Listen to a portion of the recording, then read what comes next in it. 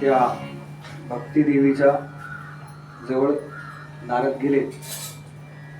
तिच्या दोन्ही अंगांवरती जी मुलं आहेत तिची, त्यांना उठवण्याचा प्रयत्न केला. आपण नाही का एखादा झोपलाय तर त्याला उठवण्याचा प्रयत्न करतो.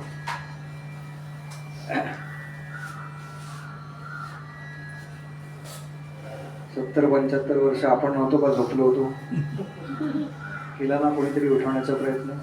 कोणाला तरी प्रयत्न करावा लागतो बरं का.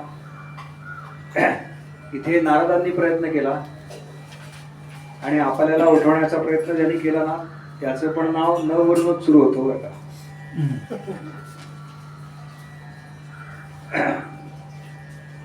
शनिवार पेठेत कळतील बरं का असे काही, अशी अपेक्षा आहे मला.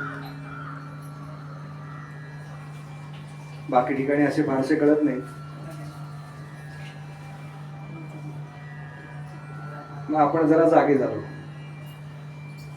थोडा प्रयत्न अधिक केला आपण, मग ते राम मंदिर पण झालं.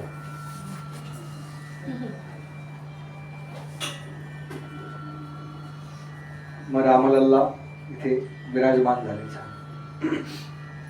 नारदांनी उठवलं बरं का, उठा जागे व्हा, ज्ञाना उठ, वैराग्या उठ. नारद असे हाक मारतात बरं का, असा उल्लेख आहे. काही नाही, काही झालं नाही ते. मग काय केलं पाहिजे, नारद विचार करतायत. नारद म्हणाले की यांना जर उठवायचं असेल तर वेदांचा जयघोष केला पाहिजे. म्हणून वेद पठण केलं नारदांनी, वेदांत पठण केलं. वेदांत म्हणजे उपनिषद, या उपनिषदांचं सुद्धा पाठ केले बरं का नारदांनी. ते नाही झालं मग गीता पाठ करू म्हणाले. रणांगणावरती सांगितले ना, त्यालाही मोह झाला होता, कसं काय मारायचं, हे सगळे आपतेष्टच आहेत. सेनयोर उभयोर मध्ये आले, आपल्याला माहिती आहे ना ते सगळं. गीतेचे पाठ करून झाले. गीतेचे पाठ झाल्यावरती त्या दोघांनी फक्त नारदांकडे असं फक्त डोळे उघडून बघितलं असं उल्लेख आहे. आपण आपल्याला समजा ताप आलाय बघा आणि कुणीतरी आलं औषध द्यायला किंवा जेवतोस का, उठतोस का असं कोणी विचारतं की नाही. आई विचारते, मोठं कोणी घरातलं विचारतं. तेव्हा आपण काय करतो, फक्त डोळे उघडून झोपलोय बरं का, हा नको, परत झोपतो, चादर घेतो. तसं झालं या दोघांचं. फक्त डोळे उघडून बघितलं, कोण आहे, नारद आहेत का, बरं ठीक आहे. आणि आता नारद अस्वस्थ आहे की हे सगळं केलं, एवढं होऊन सुद्धा जर यांना जागृती अवस्था प्राप्त होत नसेल तर काय केलं पाहिजे. आणि नारद म्हणतात मी पुन्हा पुन्हा पुन्हा पुन्हा गीतेचे पाठ करतोय तरी काही होत नाहीये. तर त्याच वेळेला एक आकाशवाणी माझ्या कानावरती आली आणि ती आकाशवाणी असं म्हणाली की मुनिवर्य, तुम्ही काही काळजी करू नका, खेद करू नका, तुमचे प्रयत्न निश्चित सफल होतील. पण याच्याकरता तुम्ही काय करा तर सत्कर्म करा, सत्कर्म करा. आणि हे सत्कर्म तुम्हाला कोण सांगेल तर संत महात्मे तुम्हाला सत्कर्म म्हणजे काय हे सांगतील. म्हणून संतांचे चरण धरायचे बरं का. संतांकडे का जायचं, महाराजांच्या मठात का जाऊन आलो आपण आता. सांगितलं ना महाराजांना, तुम्ही या कथेला येतात बरं का महाराज, नाहीतर ते कोमल वाचा झालंच नसतं. महाराजांना ऐकायचं होतं म्हणून कोमल वाचा झालं बरं का. त्या तत्वाला ऐकायचं असतं. आणि वेगळ्या चालीत झालं बरं का. महाराज म्हणले गडावर ज्या चालीत होतं ना त्या नको, म्हणून वेगळ्या चालीत म्हणलं काकांनी. आणि आता नारद अस्वस्थ आहेत की सत्कर्म करा, सत्कर्म करा, म्हणजे नेमकं करायचं काय.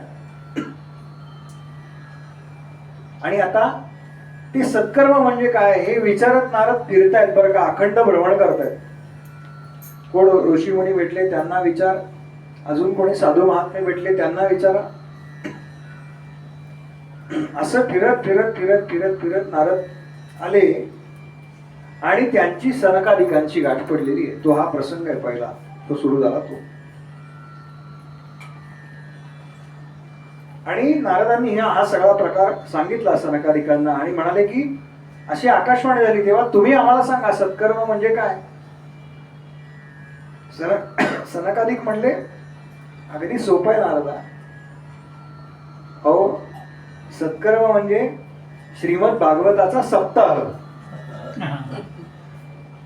बघा नारदांनीच हे सांगितलंय बरं का सगळं. व्यासांना कोणी सांगितलंय. आपण चतुश्लोकी भागवत म्हटलो की नाही पहिल्यांदा, हे नारदांनी व्यासांना सांगितले. व्यासांनी त्याचा विस्तार केलाय.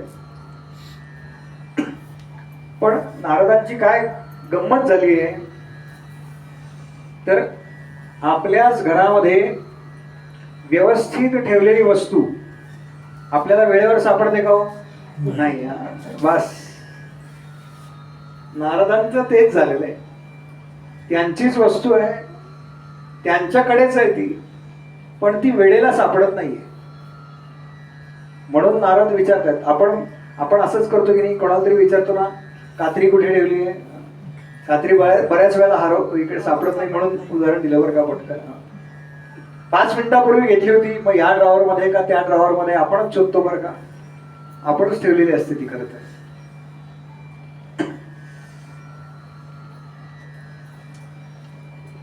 आणि सनकादिक म्हणले अहो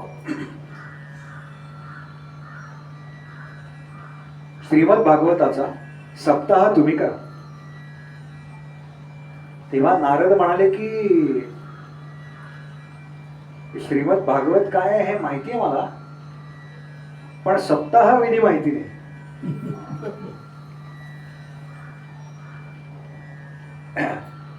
वॉशिंग मशीन आलंय नवीन, पण चालवायचं कसं माहिती नाही. चालेल का?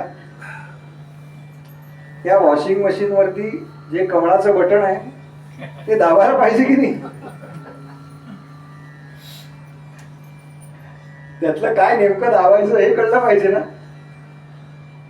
काहींना कळलं की ते म्हणाले लगेच स्वच्छ धुतले जातो म्हणाले. काही तसं नाही बरं का, काळजी करू नका. आपल्याला प्रश्न पडतो ना कधी कधी, म्हणून सांगितलं. नारद म्हणाले हा विधी काय. एक काम करा. नारद सांगतात सनकादिकांना,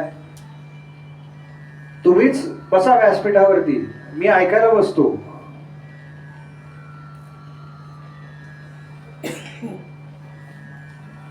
नारद ज्यांनी हे सांगितलंय ना त्यांची अशी इच्छा आहे की मी श्रवणाकरता बसतो. का? श्रीमद भागवत हे श्रवणाचं शास्त्र आहे म्हणून. भागवत सांगणाऱ्यापेक्षा श्रोत्यांना पुण्य अधिक आहे बरं का. श्रोत्यांचं पुण्य अधिक आहे कथाकारापेक्षा. जे श्रवणा, मी मागच्याही भागवतात सांगितलं किंवा रामकथेला सांगितलं असेल. आता प्रयागला सगळं चालू आहे ना महाकुंभ. गोविंददेव गिरीजी महाराजांची कथा चालली बरं का. आता रोज इथे रोज सप्ताह आहे. म्हणजे रोज हा सप्ताह झाला की दुसरे कोणीतरी महाराज, तो त्यांचा झाला की दुसरे कोणीतरी, तिसरे कोणीतरी, चौथे कोणीतरी, असं. आता आचार्य गोविंददेव गिरीजी महाराजांची कथा चालू आहे बरं का प्रयागला. पण थोडं मागे जा. याच वर्षामध्ये त्यांचा 75वीचा कार्यक्रम झाला आळंदीला. हा, त्यांनी काय इच्छा प्रगट केली बरं का, की मला माऊलींच्या जवळ बसून, म्हणजे त्या स्थानामध्ये बसून श्रीमद भागवत कथा ऐकायची आहे.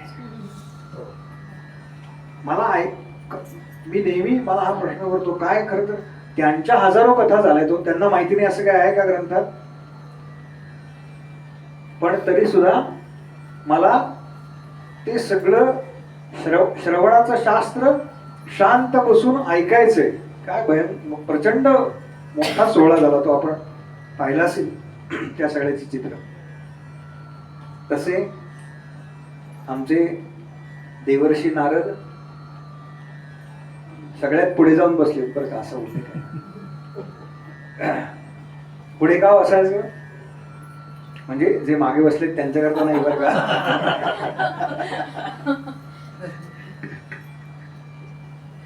म्हणाले पटकन आपल्यावर नजर जाते ना, वक्त्याची नजर पटकन पुढे जो बसलाय तो आधी दिसतो ना, म्हणून म्हणाले पुढे तत्परता. काही हवंय का? या काकूंनी जसं उठून पाणी आणलं की नाही मगाशी, तर महाराजांना खोकला येतोय का? पटकन पाणी. हा सेवेकरता नारद पुढे बसलेत बरं का.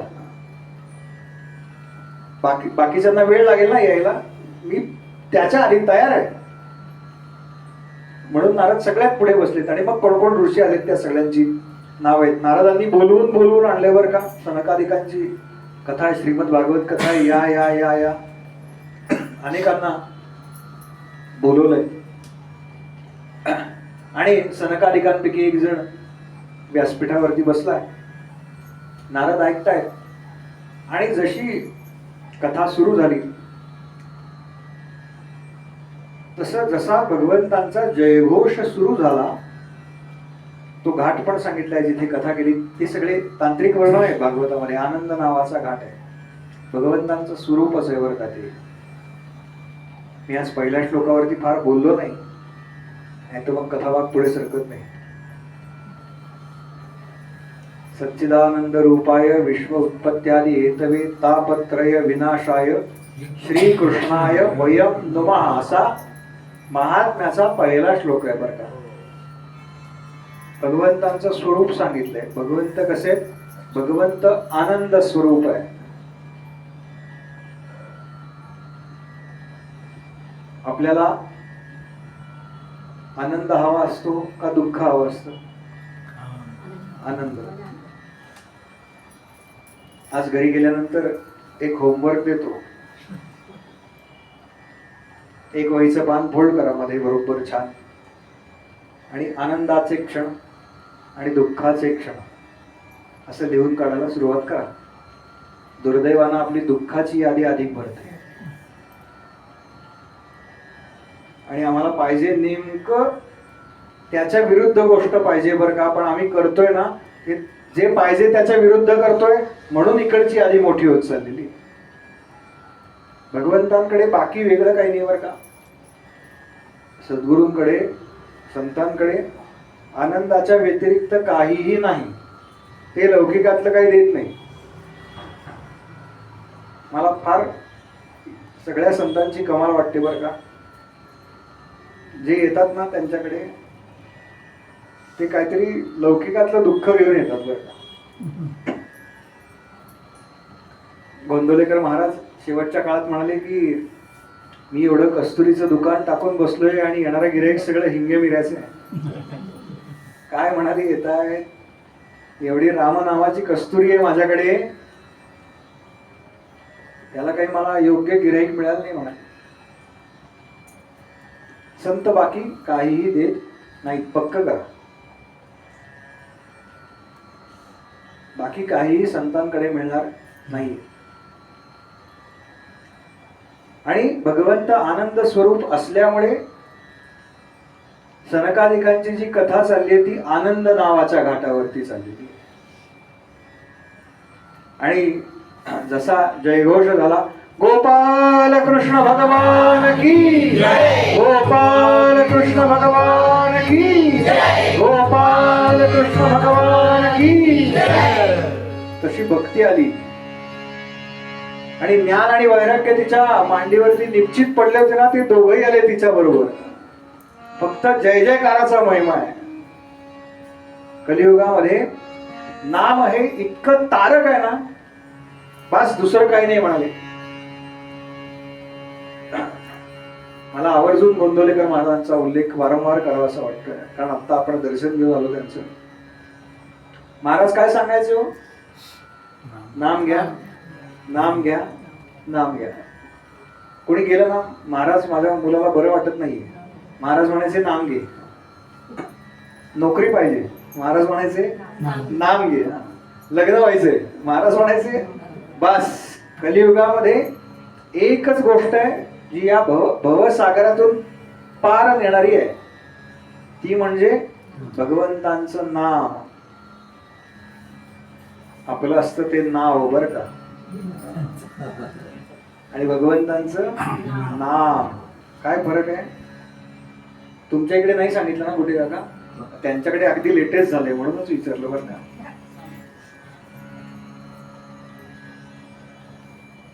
नाव आणि नाम यात काय फरक आहे सांगू का? नावाच्या मागे अहंकार नावाची गोष्ट असते आणि अहंकार विरहित जे ते नाम आहे.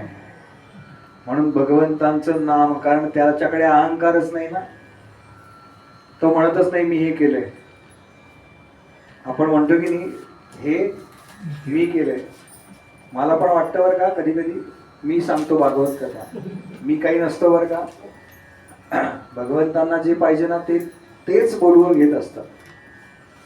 नाहीतर काय इथे भरपूर लिहिलंय की आतापर्यंत 50 पानं उलटून जायला पाहिजे तो वाचायची असती तर. वाचावी ज्ञानेश्वरी असं जरी म्हणलेलं असलं जनाबाईंनी तरी ज्ञान होई अतिमोडा केव्हा होईल? जेव्हा एक तरी ओवी अनुभवावी हे कळेल तेव्हा. तसं भागवत हे अनुभवण्याचं आहे. भागवतात जर आपल्याला दर्शन नाही ना घडलं तर ते व्यर्थ समजायचं बरं का. मग काय त्या एखादं चित्र आपण बघतो की नाही तसं आहे ते. कथा फार छान आहे पण आम्ही किती रमलो त्याच्यात. आम्हाला भगवंतांनी दर्शन दिलं का नाही त्या कथेमध्ये? आणि जर दिलं नाही ना तर आम्ही कुठेतरी कमी पडलो बरं का. आम्हाला कुठेतरी आमची साधना वाढवायला पाहिजे. आम्हाला कुठेतरी आम्ही एक माळ अधिक केली पाहिजे की का नाही झालं, काय नाही झालं, का नाही झालं. आणि एकदा झालं ना की त्याची चटक लागली पाहिजे बरं का. चटक हा शब्द चुकीचा आहे. माऊलींच्या शब्दात सांगू का, पिसे लागणे माऊलींचा शब्द आहे पिसे. ज्ञानेश्वरीत अनेकदा उल्लेख आहे या शब्दाचा. माऊली म्हणतात पिस लागतं या गोष्टीचं. ती आली, भक्ती आली, तिच्या पाठोपाठ ज्ञान आणि वैराग्य आलं आणि त्या सुद्धा म्हणजे ते तिघ जण सुद्धा भगवंतांच्या नामाच्या घोषामध्ये तल्लीन झाले आणि भक्तीनं नारदांचे चरण पकडले.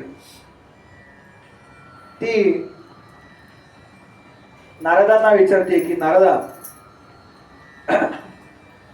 तुम्ही माझा उद्धार तर केलाच पण मला आता असं सांगा की मी राहू कुठे? मला स्थान द्या काहीतरी तुम्ही राहायला. तेव्हा नारद म्हणतायत की भक्तिदेवी तू आता भक्तांच्या हृदयामध्ये राहा. म्हणून आपण सगळेजण जे काही काय पूजा अर्चा नामस्मरण ध्यान धारणा जे सगळं करतो ना ते भक्ती या प्रकारामध्ये येतं बरं का. कारण ती आपल्या हृदयामध्ये नित्य वास करून आहे. भक्तांच्या हृदयामध्ये जी राहते ती भक्ती.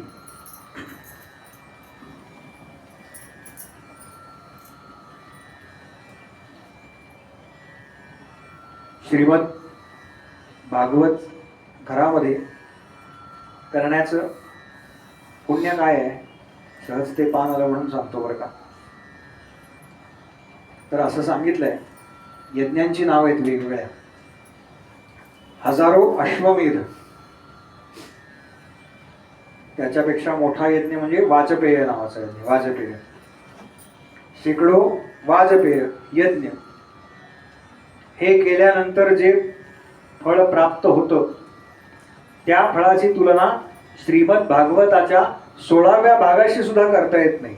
एवढं अधिक पुण्य या श्रीमद भागवताच्या सप्ताहामध्ये आहे. हे सगळं सांगितलं काय काय काय काय. आणि मग पुढे सनकादिक सांगतात की कोणत्या महिन्यात करावा श्रीमद भागवत सप्ताह, कधी करावा. तेव्हा काही महिने दिलेत की ज्यामध्ये अधिक सांगितलं जातं. त्यातला आज कुठला महिना सुरू झालाय? माघ. पहिला महिना दिलाय माघ. बघा काय जबरदस्त. तुमच्या सगळ्यांचं पुण्य माझ्या उपरण्यात टाकावर का जाताना. कारण श्रवणाला पुण्य अधिक आहे ना. आणि माघ महिन्यामध्ये माझे सलग 3 भागवत सप्ताह आहेत बरं का. माघ महिना, त्याच्यानंतर इतर मग महिने दिले. श्रावणामध्ये, अधिक महिन्यामध्ये, पुरुषोत्तम मास ज्याला आपण म्हणतो त्या महिन्यामध्ये, अशा महिन्यांमध्ये करावं. पण कोणत्याही दिवशी श्रीमद भागवत सप्ताहाची सुरुवात करता येते. म्हणजे श्रीमद भागवताला कोणतंही बंधन नाही. अमुक महिन्यात करायचं का, याच महिन्यात, मग त्याच महिन्यात. फक्त एक त्यातला हे सांगितलं की अमावस्येला सुरुवात करू नये. सुरुवात फक्त त्या दिवशी नसावी, एवढा फक्त एक काय म्हणतात बंधन ज्याला म्हणू किंवा नियम, एवढा एकच आहे भागवताला.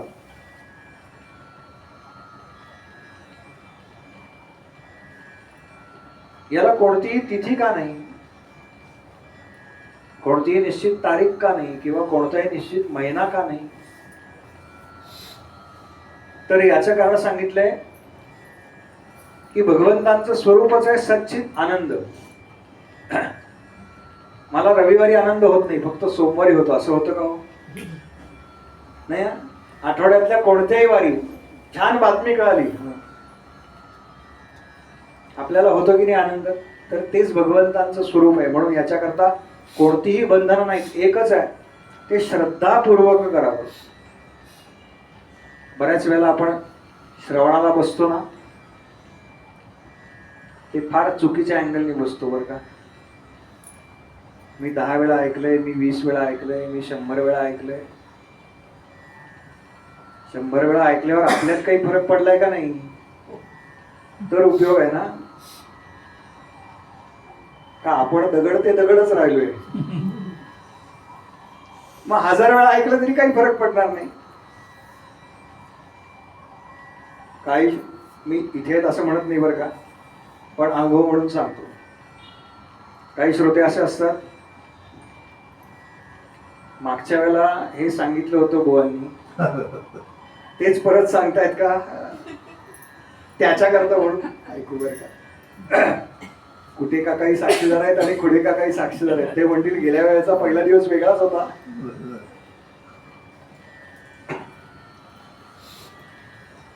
काही श्रोते कसे असतात बरं का, यांना काही येतंय का म्हणून ऐकणारे असतात बरं का. ह्या कोणत्याही ज्याला पर्स्पेक्टिव्ह म्हणतात ना सोप्या भाषेत, असे कोणतेही पर्स्पेक्टिव्ह मनात ठेवून कथा ऐकू नका बरं का. नाहीतर काही फलित नाही बरं का. त्यातनं काहीतरी आपल्याला प्राप्त व्हावं असं वाटत असेल ना, तर आपला घडा जो आहे ना तो रिकामा असावा काय, तर त्यात भरता येईल ना. पूर्ण भरलेला घडा आहे, त्यात तुम्ही पाणी टाकलं किती तरी ते सांडून जाणार ना. मुक्ताबाईंनी नाही का सांगितलं, कच्च मडक आहे का पक्क मडक आहे. ते पक्क होण्याकरता आधी कोणासमोर तरी ते रित करावं लागतं बरं का. आणि ते रित कोणासमोर करायचं, ते संतांसमोर करायचं, ते सद्गुरूंसमोर करायचं. भागवतामध्ये वंदनाला फार महत्व आहे बरं का. श्रवणाला जसं महत्व आहे ना, तसं वंदनाला महत्व आहे. केवळ भागवतात 2-3 कथा आहेत जे केवळ भगवंतांना वंदन करून मुक्त झालेत बरं का. काही केलं नाही त्यांनी आयुष्यामध्ये, फक्त नमस्कार केलाय. सद्गुरूंकडून ज्ञान कसं प्राप्त करायचं, 3 मार्ग आहेत बरं का. ऐकून ठेवा, फार महत्वाचं आहे. पहिला मार्ग सांगितला प्रणिपातेन. बस काही करू नका, त्यांची कृपा प्राप्त करून घ्यायची असेल ना, प्रणिपात, बस मस्तक टेकवा म्हणाले त्यांच्या समोर. भगवंतांना काय हवं, 2 हस्तक आणि 1 मस्तक. प्रणिपात करा म्हणाले सद्गुरूंना, संतांना. दुसरा सांगितला सद्गुरूंची कृपा प्राप्त होण्याकरता परिप्रश्नेन, त्यांना विचारासारखं, विचारा म्हणजे आधी परवानगी घ्यायची बरं का, हात जोडून. गुरुदेव मला एक प्रश्न आहे, जरा विचारू का? माझी शंका दूर कराल का आपण? मला असं वाटतंय म्हणून नाही बरं का. तुम्हाला काय वाटतं याला काही किंमत नसते. माझी एक शंका आहे, तेवढी दूर करता का हो? असं विचारलं ना सद्गुरूंना की ते आपल्याला जवळ घेतात बरं का. छान मस्तकावरून हात फिरवतात, पाठीवरून हात फिरवतात. विचार काय हवंय तुला. हा दुसरा मार्ग सांगितला. आणि तिसरा मार्ग सेवया, सेवा करा म्हणाले त्यांची. बस सद्गुरूंची कृपा प्राप्त व्हायची असेल ना, तर याच्यापेक्षा समर्थ म्हणाले, ऐसे अडक्यासी तीन मिळाले तरी त्याजावे, काय करू नये याची लक्षणं सांगितली. पण कृपा पाहिजे असेल तर काय करावं, हे तीनच मार्ग आहेत. काही त्यांना गुरुपौर्णिमेला हार फुलं घेऊन गेले नाहीत ना तरी चालतं बरं का. लौकिकातलं काही लागत नाही. सद्गुरु मुळात लौकिकातलं काही मागतही नाही.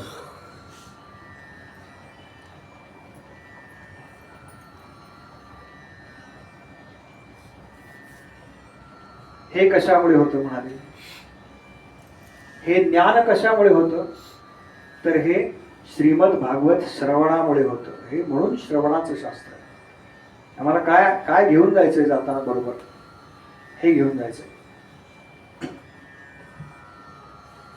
आणि ती भक्ती आली भक्तांच्या हृदयामध्ये, तिनं निवास करायला सुरुवात केली. आणि त्यावेळेला या शौनकांनी सुतांना पुन्हा प्रश्न विचारलाय की तुम्ही हे सांगताय सगळं नाही का, एक कथा झाली की दुसरी कथा, तर दुसरी कथा कुठेतरी प्रारंभ व्हायला पाहिजे की. आपल्याकडे कथा आहेत बरं का सगळ्या. याचं कारण आपल्याकडे डिक्टेटरशिप नाहीये.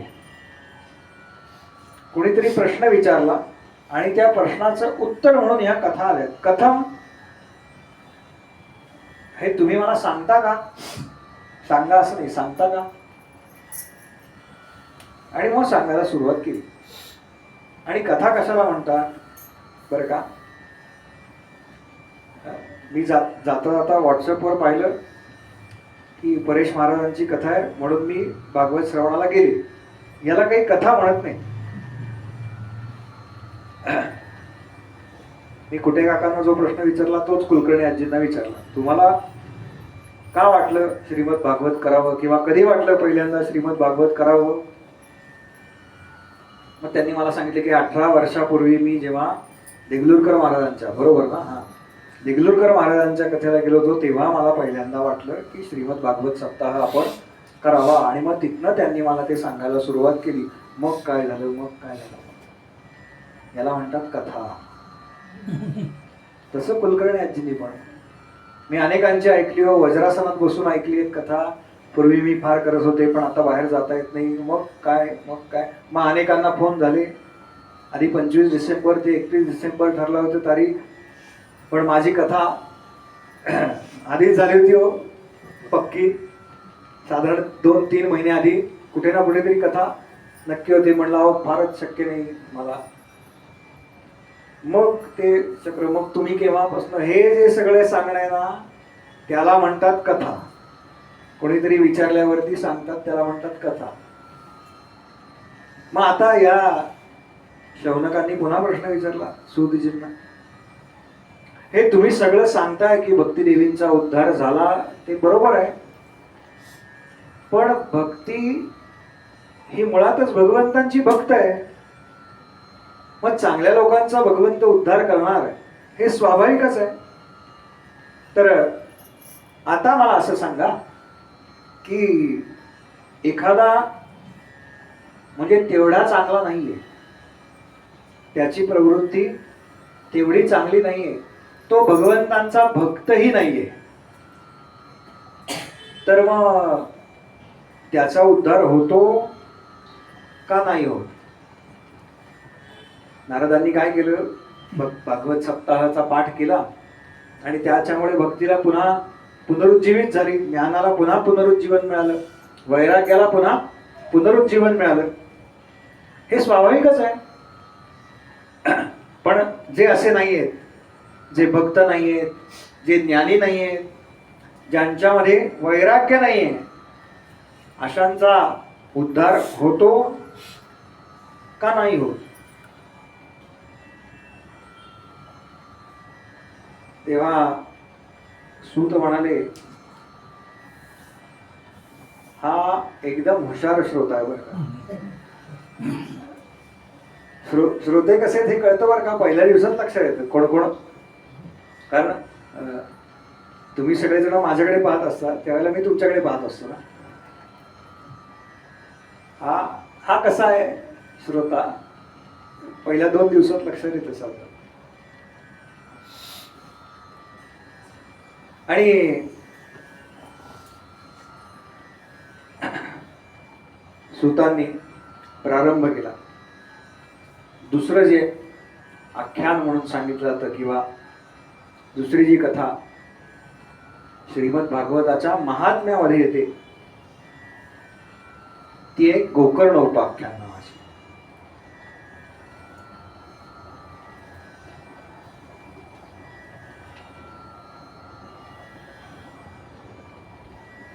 फार फार फार पूर्वीच्या काळी, आता ही कथा पुन्हा सनकादिक सांगतायत बरं का. भागवतामध्ये ग्रंथात 3 ठिकाणी वेगवेगळ्या वेळेला कथा चालू आहेत. त्या तिन्हीचे संदर्भ त्या वेगवेगळ्या कथांमध्ये आहेत. एक जे मुख्य आपण ऐकतो किंवा ऐकणार आहोत उद्यापासून, ते राजा परीक्षित आणि शुकदेव यांच्या संवादातून जे आपल्यापर्यंत आलंय ते आहे. एक मैत्रेय आणि विदुर संवादातून आहे. आणि हे शुकदेव सनकादिक ऋषी देवर्षी नारद श्रोता आहेत अशा अर्थाने, किंवा त्यांनी जे सप्ताह केलाय तो आहे. आणि त्यांच्या बोलण्यामध्ये ही कथा मी कुठून ऐकली आहे, ही कथा मी कुठून ऐकली आहे, ही कथा मी कुठून ऐकली आहे, असे वेगवेगळे संदर्भ येतात. मूळ ग्रंथ वाचताना सुद्धा अनेकांचं सोप्या मराठीत ज्याला कन्फ्युजन म्हणतात ते होतं. कारण नेमकी कुठे चालली आहे कथा, आत्ता कुठल्या कथेचं हे विवरण करतायत. कारण एकातून दुसरी कथा चालू होते, दुसऱ्यातून तिसरी कथा चालू होते, आणि तिसरी कथा जेव्हा संपते तेव्हा आपल्याला नेमकं कळत नाही की सुरुवात कुठून झाली होती या कथेची. तर हे ग्रंथात सुद्धा आहे. कारण 3-4 वेगवेगळ्या ठिकाणांचा, प्रामुख्याने 3 ठिकाणांचा उल्लेख आहे या सगळ्या कथा भागांमध्ये. आणि सनकादिक म्हणाले की जे लोक दुराचारी असतात, पापकर्मी असतात, कपटी असतात, कामातुर असतात, हे सुद्धा श्रीमद भागवताच्या श्रवणानं या कलियुगात मुक्त होतात, इतर युगात नाही. मुद्दाम कलियुगाचा उल्लेख आहे बरं का. कृतये ध्यायते विष्णू त्रेतायाम यजतो मखैः द्वापरे परिचर्यायाम कलौतत हरिकीर्तन. म्हणजे कलियुगामध्ये भगवत प्राप्तीचं सर्वात सोपं साधन कुठलंय, तर ते म्हणजे हरिकीर्तन. कीर्तन म्हणजे प्रत्यक्षात काय, बुवांनी उभं राहायचं, झांज घ्यायची आणि तो फॉर्मॅट आहे. हे चाललंय आपलं, आपण नामस्मरण करतो ते हरिकीर्तनाचं आहे. सनकादिक म्हणजे संत नाही, सनक, सनंदन, सनातन आणि सनत कुमार हे 4 ऋषी आहेत. त्या ऋषींना एकत्रितपणे ब्रह्मदेवांचे पुत्र आहेत. सनकादिक असं म्हणतात. उद्या मी 24 अवतार कोणते आहेत ते सांगेन, म्हणजे मग ती जरा गडबड होणार नाही. तुम्ही पहिल्यांदा ऐकताय म्हणलं ना, श्रोता कोण आहे लगेच कळतं. म्हणजे म्हणून तुम्हाला हा प्रश्न पडणं स्वाभाविक आहे. ज्यांची पुनरावृत्ती झालेली आहे कथांची, त्यांना ते काय म्हणतात बरं का, मनातनं वेगळं सांगितलं बरं काय, वेगळं सांगितलं बस, तो आनंद आहे ना हो. वेगळं सांगितलं वगैरे काही नाही, तो आनंद प्राप्त होण्याकरता भगवंत तसं वधवून घेत असतात बरं का, बाकी काही नाही. मग असं जो पापी आहे, दुराचारी आहे, जो कधीही चांगल्या मार्गाने वागलेला नाहीये, तो सुद्धा या भागवत श्रवणानं मुक्त होतो. सनकादिक म्हणाले हो, होतो की. सांगा म्हणाले. पुन्हा सगळे सरसावून बसले आणि सनकादिकांनी सांगायला सुरुवात केली. फार पूर्वीची कथा आहे. किती पूर्वीची? हे उद्या संध्याकाळी बरोबर 4:30 वाजता आपल्याला कळणार आहे. इतक्या पूर्वीची कथा आहे. आरतीची तयारी करा, निरंजन लावा. उद्या आपण 4:30 वाजता बरोबर कथा सुरू करणार आहोत. आजचा आणि उद्याचा दिवस थोडा आपण लवकर थांबणार आहोत, नाही 7च्या बरोबर थांबणार आहोत. माझ्याकडे घरी कार्य आहे, त्याच्यामुळे मला आज आणि उद्या तेवढं हे करा. परवापासून तुम्ही सगळे थोडा अधिक काळ बसायची तयारी करून या. बाकी काही नाही. आरती करू. एकच मिनिट आरती करू. आरतीनंतर प्रसाद आहे आणि मग आपण थांबूया. हा विचारा.